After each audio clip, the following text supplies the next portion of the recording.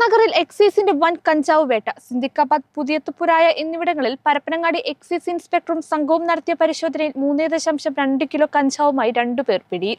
വിപണിയിൽ ഏകദേശം 70,000 രൂപയോളം വില വരുന്ന കഞ്ചാവാണ് എക്സൈസ് സംഘം കണ്ടെടുത്തത്.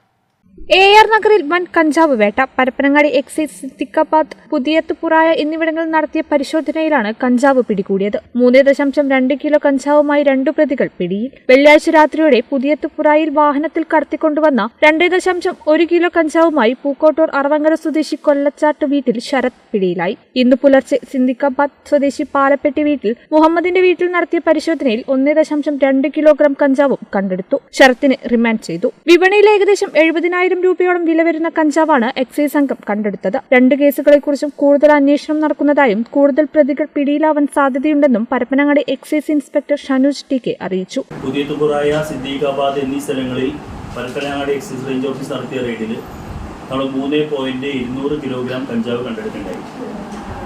ഇത് 2 പ്രതികൾക്കെതിരെയാണ് നമ്മൾ കേസ് രജിസ്റ്റർ ചെയ്തിട്ടുള്ളത്. അതിൽ ഒന്ന് പാലപ്പെട്ടി മുഹമ്മദ് എന്ന ആളുടെ പേരിലും അതുപോലെ അറവങ്കര സ്വദേശി ശരത്ത് എന്ന ആളുടെ പേരിലും. ഈ മുഹമ്മദ് മുൻ കേസിൽ നമ്മുടെ പ്രതിയാണ്. സ്ഥിരമായി കഞ്ചാവുമായിട്ട് ബന്ധപ്പെട്ട് പ്രവർത്തിക്കുന്ന ഒരാളാണ്.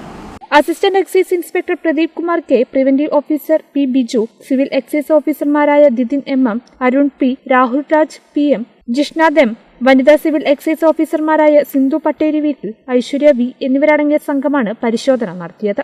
കേരള വിഷൻ, തിരൂരങ്ങാടി.